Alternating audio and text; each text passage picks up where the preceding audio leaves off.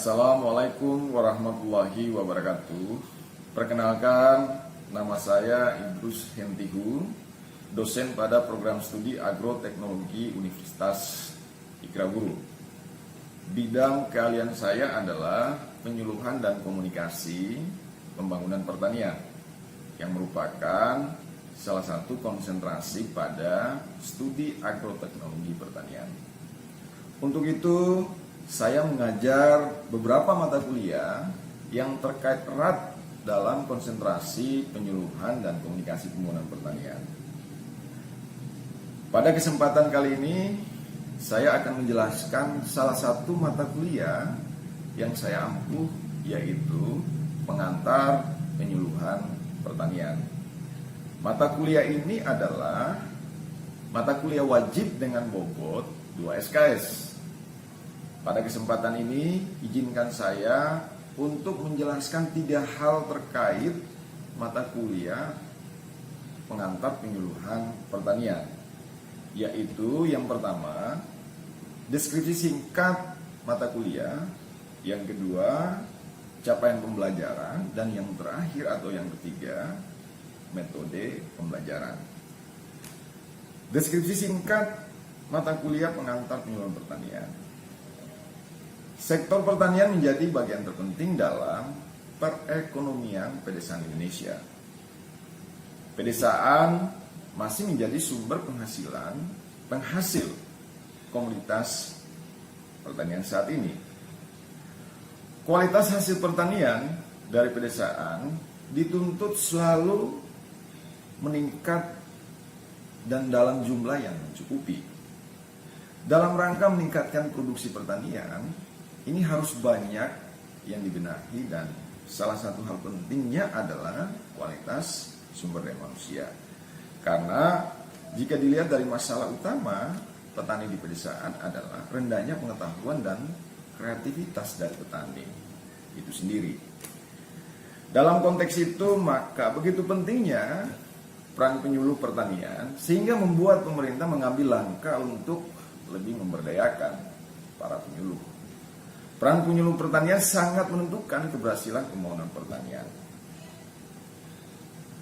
Demikian, bahwa juga peran penyuluh pertanian dapat dikatakan sebagai garda terdepan untuk meningkatkan kualitas petani saat ini.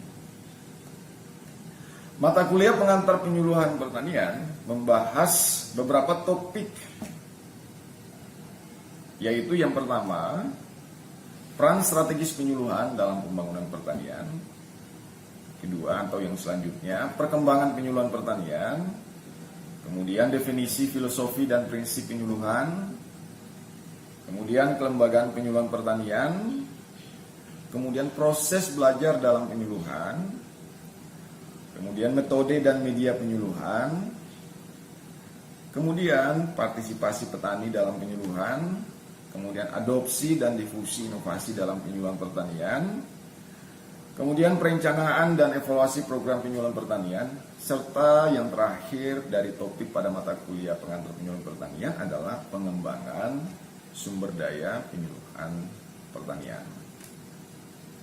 Selanjutnya, capaian pembelajaran. Pada mata kuliah pengantar penyuluhan pertanian, capaian pembelajaran yang diharapkan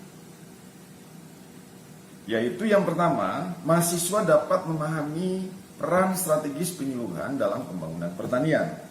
Kemudian yang kedua, mahasiswa dapat memahami dan mampu menjelaskan filosofi, definisi, peran dan strategi penyuluhan pertanian. Yang ketiga, mahasiswa mampu menjelaskan kelembagaan penyuluhan pertanian. Yang keempat, mahasiswa memahami dan mampu menjelaskan lingkup dan perkembangan penyuluhan pertanian. Selanjutnya yang kelima, mahasiswa dapat memahami dan mampu menjelaskan konsep adopsi dan difusi inovasi dalam pembangunan pertanian. Selanjutnya yang keenam, mahasiswa dapat memahami dan mampu menerapkan metode dan media yang efektif dalam kegiatan penyuluhan pertanian.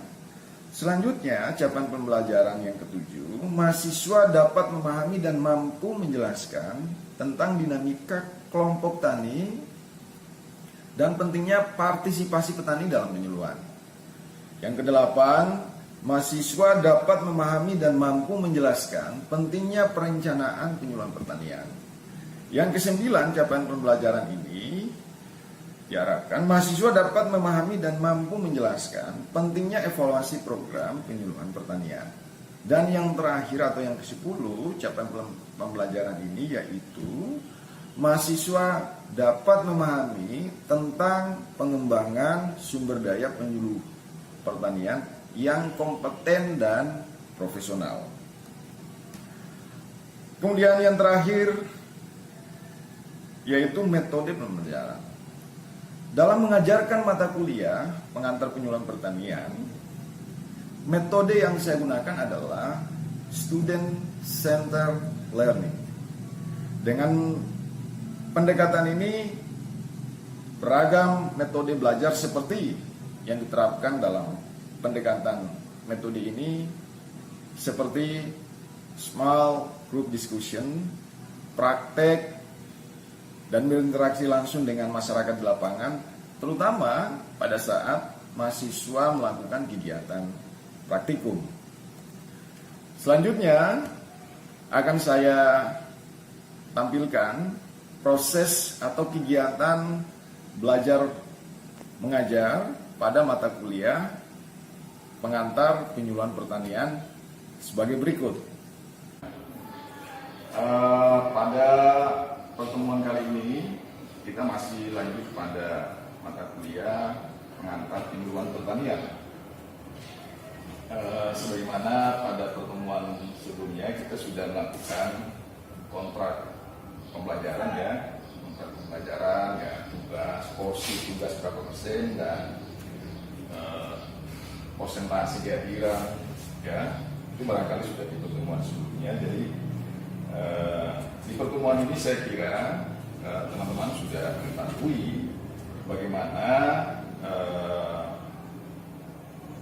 syarat atau ketentuan dari pelaksanaan perkuliahan, terutama untuk mata kuliah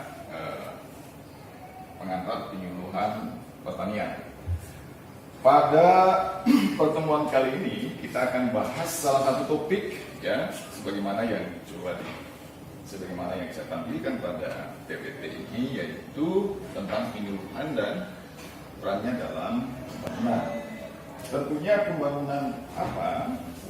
Yaitu pembangunan lebih spesifik, pembangunan pertanian. Oke. Apa sebetulnya yang dimaksud dengan penyuluhan pertanian itu? Barangkali teman-teman ada yang tahu tentang apa sih sebetulnya penyuluhan pertanian. Barangkali ada yang pernah dengar barangkali ada yang pernah tahu baca di beberapa artikel buku barangkali, atau sebelum mata kuliah ini dilaksanakan, teman-teman sudah sedikit menyimak atau membaca beberapa literatur atau pustaka-pustaka yang berkaitan dengan penyuluhan pertanian. Barangkali ada yang bisa menjelaskan apa itu sebetulnya penyuluhan pertanian. Barangkali ada yang tahu. Kalau dilihat dari gambar itu, sedang melakukan apa ini? Kalau yang dari gambar ini, aktivitas apa sebetulnya dari gambar ini? Ada aktivitas apa? Dari gambar itu tuh ada ini pegawai lah kira-kira PNS gitu, kemudian ada petani yang dia pegang itu apa? Padi. Oke. Kalau dilihat dari gambar ini, apa aktivitasnya? Kegiatannya dia sedang melakukan apa kira-kira? Apa kira-kira? Kalau dari gambar ini, dari gambar yang di PPT ini, apa? Dia sedang melakukan apa? Kira-kira?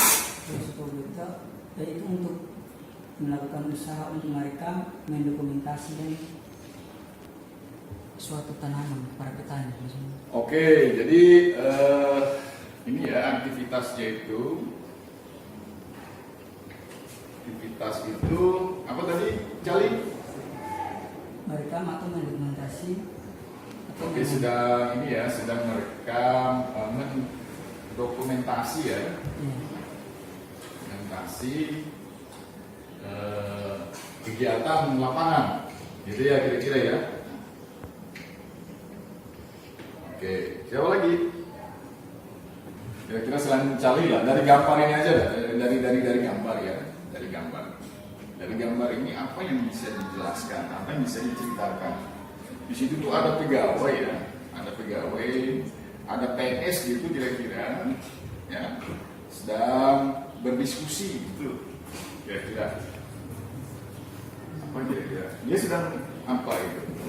Sedang melakukan apa? Tentunya di situ ada petani, ya ada komunitas, ada tanaman gitu ya. Tanaman apa itu? Padi. Padi. Gitu.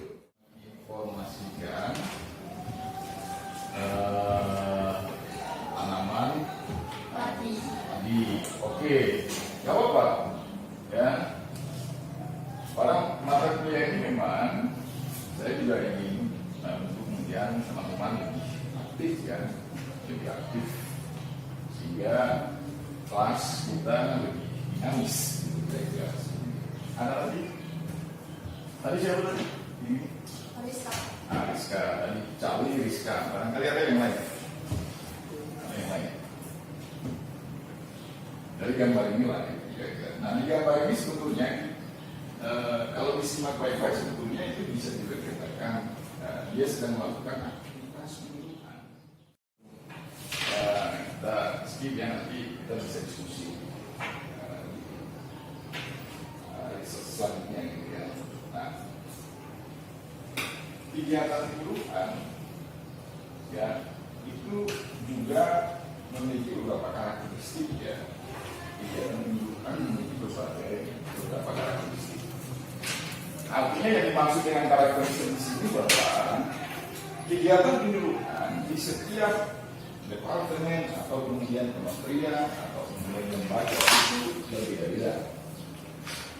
Kalau dilihat dari tabel ini ya, tabel ini semisal kegiatan penyuluhan pertanian, apa tujuannya? Tujuannya adalah memodernisasi ya pertanian. Siapa pelakunya gitu? Siapa yang melakukan kegiatan penyuluhan pertanian? Tentunya penyuluh pertanian atau yang teman-teman biasanya mendengar atau barangkali ada keluarga yang di ASN, PNS di pertanian tahu ya, PPL atau yang sering disebut PPL kan. Lembaga yang melaksanakan itu siapa? Tentunya Departemen Pertanian atau Kementerian Pertanian. Itu berbeda dengan penyuluhan kehutanan. Gitu. Tujuannya berbeda lagi dengan penyuluhan pertanian. Itu saya buat gitu ya, non formal gitu, suatu sistem pendidikan non formal gitu. Kepada siapa? Karena ini penyuluhan pertanian tentunya kepada masyarakat tani atau petani ya, terutama yang tinggal di desa. Untuk apa penyuluhan itu dilakukan? Agar petani itu tahu tentunya yang mengerti gitu, mau gitu dan mampu melaksanakan anjuran sebelumnya atau teknologi baru. Nah biasanya kegiatan-kegiatan penyuluhan itu nanti akan kita pelajari pada topik selanjutnya. Kegiatan-kegiatan penyuluhan itu biasanya ada produk atau ada inovasi baru yang diperkenalkan kepada petani. Itu biasanya. Ya. Nah inovasi atau produk atau teknologi yang baru itu dari kegiatan penyuluhan ini diharapkan ya, yang diinginkan adalah bagaimana petani itu memahami, mengerti atau tahu, mau dan mampu melaksanakan teknologi atau inovasi itu. Ini sebelumnya ini saya rangkum dari beberapa pendapat ya. Memang ada beberapa, kalau pengertian penyuluhan itu memang banyak ya, banyak sekali kalau sebetulnya nanti beberapa literatur ya, buku ya, jurnal barangkali nanti akan saya share ya, ini teman-teman untuk kemudian nanti dibaca. Ini saya rangkum dari beberapa pengertian yang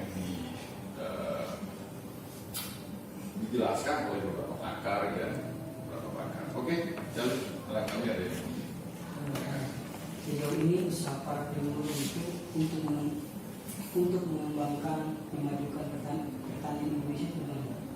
ya, yang pertama yang saya sampaikan bahwa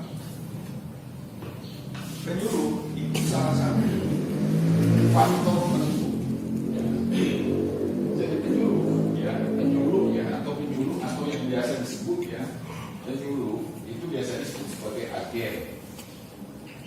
agen pembaharu biasanya ya, atau disebut juga fasilitator, yaitu istilahnya ya, fasilitator desa itu penyuluh juga sebetulnya. Yang pendamping desa itu juga penyuluh ya, itu juga penyuluh sebetulnya.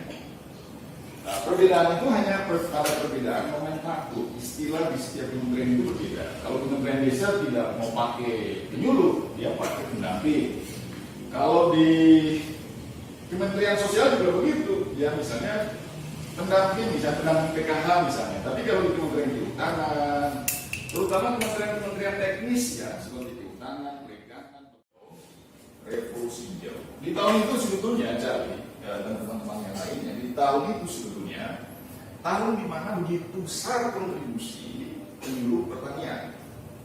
Ya. Di tahun itu sebetulnya tahun di mana puncak keberhasilan penyuluh pertanian.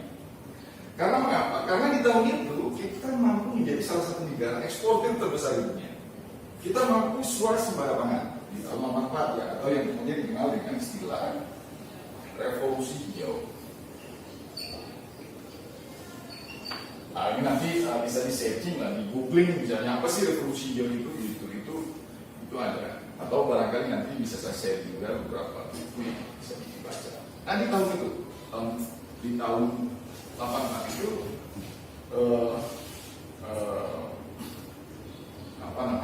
peran atau kontribusi penyuluh pertanian cukup signifikan.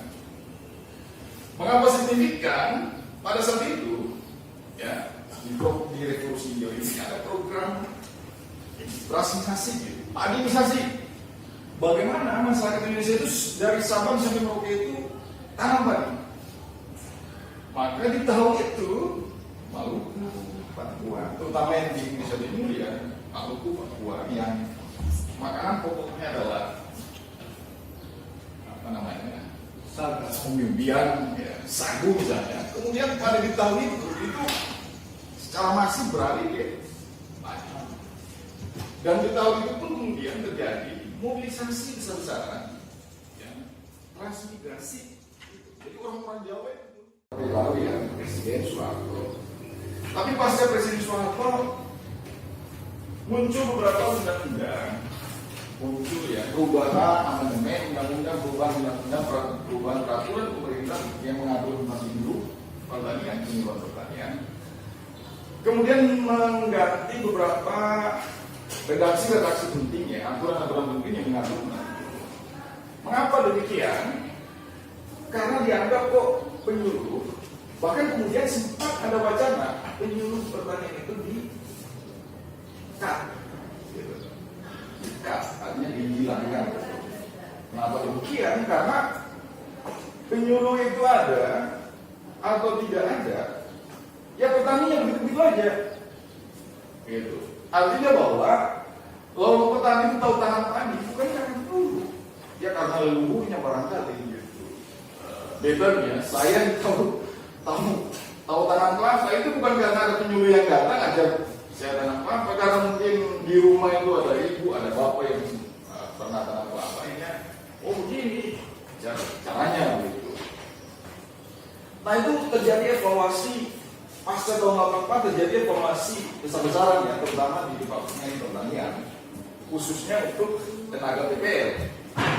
Nah baru di akhir tahun 2000-an, ya di akhir di 2005 ke atas ya, kemudian dibuka lagi rekrut gitu ya, tenaga penyuluh penyuluh. Makanya kan di tahun-tahun ini kan nanti kalian juga bisa jadi penyuluh pertanian ya, karena di setiap tahun itu atau muncul dari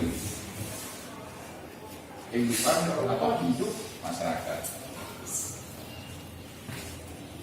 Ini kira-kira pengertiannya ya. Nah, lantas bagaimana perannya dalam peran penyuluh dalam pembangunan? Beberapa literatur ya, pustaka-pustaka yang disitasi, yang dibaca ya, kemudian secara umum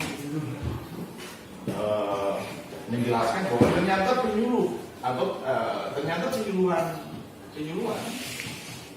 perannya dalam pembangunan itu ternyata sebagai jembatan yang menjembatani sebetulnya antara dunia ilmu atau penemu gitu ya, inovasi gitu, dan kemudian pengguna gitu, atau pemerintah kira-kira ya, untuk kebijakan.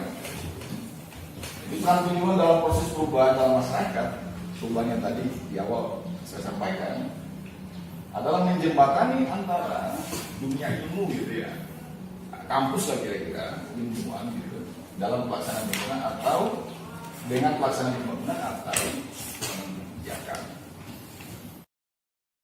Ada pertanyaan dari mungkin 1-2 gitu di akhir. Oke. Di tanggal 24 September 2021 ada berita di organisasi WHO yang memprediksi Indonesia akan di tahun 2030 Indonesia akan mengalami krisis petani muda. Kira-kira apa yang harus dilakukan para penyuluh dan negara untuk menghindari masalah tersebut? Ya, problem regenerasi. Ya, ini salah satu tugas dari penyuluhan. Kita belajar penyuluhan pertanian itu dalam rangka untuk mempersiapkan sumber daya manusia pertanian. Oke, di tahun kemarin itu karena bimbingan saya skripsi, saya coba suruh dia turun ya, nggak usah cerita Indonesia terlalu diburu, kasuistiknya diburu. Kenapa kemudian anak-anak milenial atau anak muda itu kurang tertarik dengan pekerjaan pertanian? Penelitian itu menarik ya, penelitian itu di Weteran, ada orang Weteran di sini, ada orang Weteran. Nah, itu. Ternyata pemuda di Weteran itu mempersepsikan gitu ya, pekerjaan pertanian itu kotor, ya, kurang berpenghasilan gitu, mending ojek gitu ya, mending honor gitu daripada bikin kebun gitu, usaha tani gitu kira-kira. Ternyata problemnya itu salah satunya dari situ. Yang saya khawatirkan jangan-jangan persepsi yang sama itu pun juga terjadi pada mahasiswa pertanian. Masuk pertanian tapi mempersepsikan pekerjaan pertanian itu kotor lah, jorok ya, pekerjaan yang hina itu. Masa untuk sekolah tiba-tiba kata pulang, masa kita yang udah sekolah kembali ke kebun lagi gitu kan. Nah ternyata letaknya itu masih pada paradigm gitu, atau paradigma atau persepsi itu tadi gitu. Dia mempersepsikan, ngeri itu. Nah kalau disimak di data BPS tahun berapa di Buru ya, Buru pun demikian akan mengalami krisis regenerasi sumber daya manusia pertanian yang cukup besar nanti di sini. Nah makanya diharapkan mahasiswa pertanian ini merupakan yang nanti akan melanjutkan peran-peran itu dalam rangka mempersiapkan itu. Jadi kalau kasus itu memang betul cari, itu sudah banyak dan sering sekali